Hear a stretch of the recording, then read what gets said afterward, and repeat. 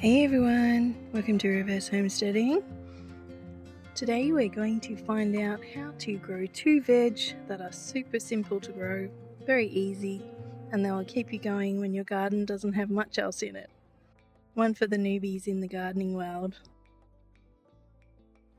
Alright, so potatoes and beans are a pretty good start to any garden. They're both really easy to grow. It is autumn or fall here now in Australia, and I'm still happy to plant these as long as you've got a sheltered spot for the beans where they won't get frost. And potatoes are usually readily available, so I'm guessing you probably have some in the cupboard that look like this. What you really need is ones that look like this, but that's okay because these will become like that over time. They'll shoot in a dark cupboard. See these little bits here, they're called the eyes. Excuse my hands, I've been in the garden all day. And they will shoot for you quite happily. If you don't have ones that are already shooting, don't worry. If you really want to, you can plant them like that. It'll just take a little bit longer. So if you can make them shoot first, it's much better. So we're just going to pretend these ones are shooting. Because I don't have any that are shooting at the moment, I've just planted a whole bunch. But I'll show you my potatoes I've got at the moment in the ground, and you can see the different stages. Here is my current patch of Dutch cream potatoes. Doesn't matter what kind you grow, they're all potatoes. Just find different ways of using them. These are shooting up with their little leaves through the mulch. They were planted less than a week ago, but they had the little eyes and shoots on them, so they're off and running already. So that's sugarcane mulch. You can use any kind of hay. Best have hay or cut grass that's really dry. Don't use green grass, it's not great. So it'll only take a week or so, even in cold weather, to dry out some grass. Try to use some that doesn't have too many seeds in it. Here's what your potatoes will look like when they're almost ready to pick. Once these are browned off a little bit more, the plants are pretty much dead, and that's when you dig up your potatoes. So that's a bit of a heads up. I usually try to run 2 or 3 little potato patches at home. There are only 2 of us at home, hubby and myself, and that's just enough for us. We don't eat a whole lot of potatoes, but whenever we want them, they're nice and fresh. Or I'm planting some more because they're not fresh. Potatoes take about 3 months from planting to get to this stage where you can pick them, but don't worry, 3 months is really nothing once you really start planting things, because you can plant potatoes as soon as you get some more that are sprouting, which is also called chitting. Potatoes have chitted, they're ready to plant, because you can offset them, so you can have a bunch of potatoes coming out every month if you want to, if your climate doesn't freeze hard. So in Melbourne, I grow them year round. You've just got to protect the plants themselves from frost. And if you live in the tropics, as I used to, they're not great in the wet season because it just gets too wet. So if you can keep excessive rain off your potatoes in the tropics in the wet season, you could grow them easily year round. You can plant potatoes in anything you like. I keep spare soil, especially when I have a big pot around. So these are about 12 Australian dollars in the shops, so that could be pricey if you had a lot of them. People use grow bags, plastic bags, anything that has holes in the bottom will do. Potatoes are not fussy. Or you can use any little patch of ground that is a little bit dug up. So get a spade or a pitchfork or anything you want to dig with. Even just sort of kick it around with your feet a little bit to loosen up the soil if it's fairly loose already. The looser the soil, the better. I have this little spot here with a few weeds and a couple of plants ready to go in.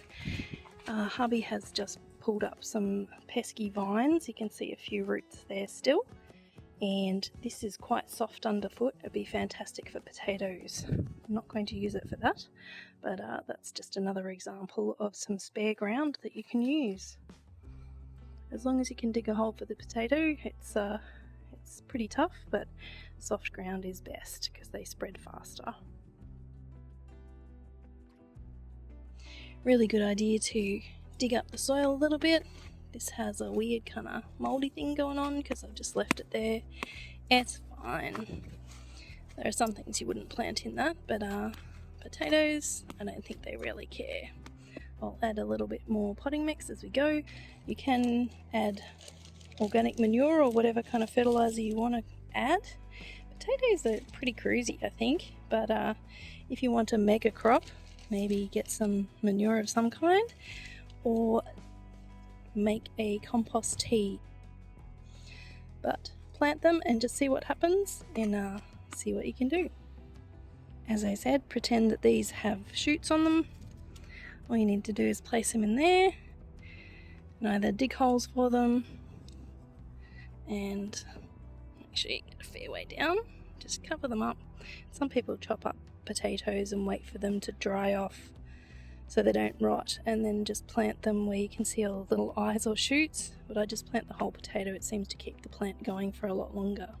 So you can plant it like that, or you can do it the lazy way if you have a lot of potting mix and just cover it with potting mix, and that gives you probably more space underneath the potato to make more potatoes. But that's basically it. Fertilizer or not, give it a good water in, and only water it when you see it not moist. So when it dries out on top, that's when you water it again. Once the plants come up, which will not be too long if you've let them sprout first. It might take a number of weeks if you haven't let them chit or sprout first, but you'll be able to see from the plant when it wants moisture, so it's pretty simple. If you want to, you can add some mulch on top. So give it a good old watering in. This will stop your mulch from flying away, which is what you don't want to happen, and you know that you've got enough water in there when there's water coming out the bottom. So that's a well watered plant. You may not need to water it that much in the future, but that's a good start. Now beans, they're a pretty hardy thing. This wind is a problem today. I had to move so that things didn't fly away, but we'll see how we go.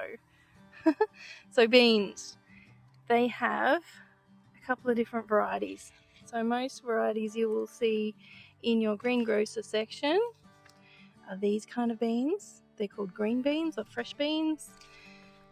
And some of them are climbing, some of them are bush. These are bush beans, so they won't get very big. If you have a climbing variety, you can get any kind of stick. This happens to be a bamboo garden stake, and just something to put it in. So this is an average 14 centimetre pot, as I said, standard size.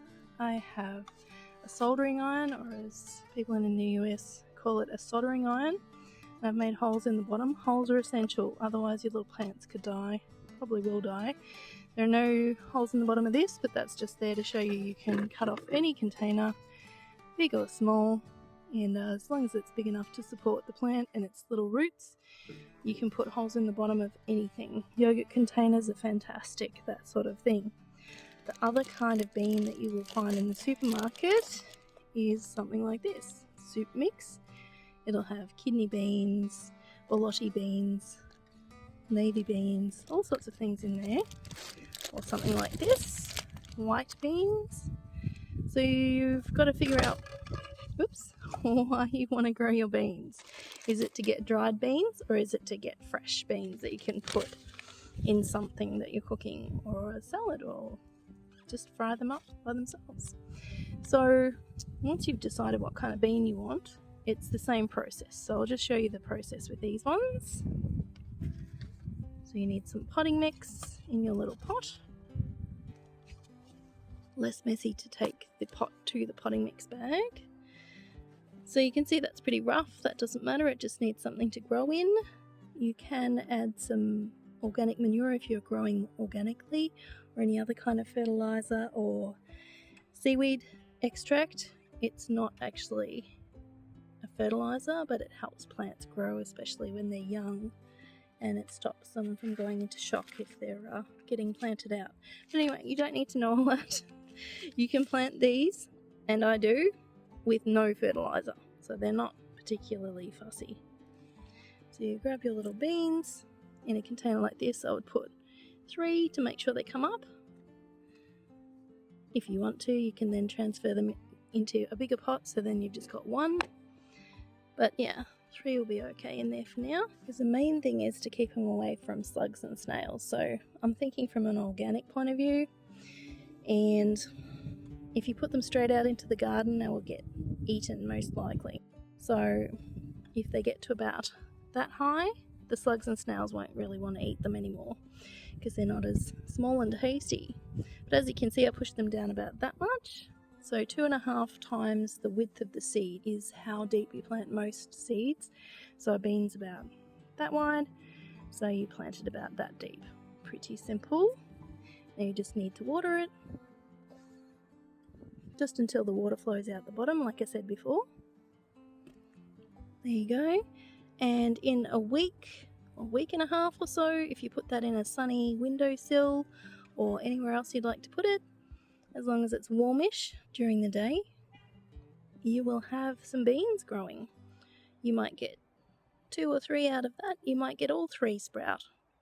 Considering they're usually a kid's science experiment, they are usually pretty easy to grow. So once you want to put them into the bigger pot, you can start in the bigger pot. You can probably even put 2 in a pot if you want to, in this bigger pot. You just put the beans in and then add this stake or 2 stakes if you've got 2 beans in there. If you've got the climbing kind, this is not the climbing kind, and just attach the beans to the stake. But I have lots of videos on that sort of thing, trellising plants and all sorts of other things about organic growing. So I'll put a little video here for you about some more trellising, and yeah, be encouraged, have a go. If it doesn't work, try again, and you'll be growing beans and potatoes in no time. Well, I hope you're having fun in your garden, or on your porch, or in your apartment, wherever you are. Thanks for watching. We'll see you next time.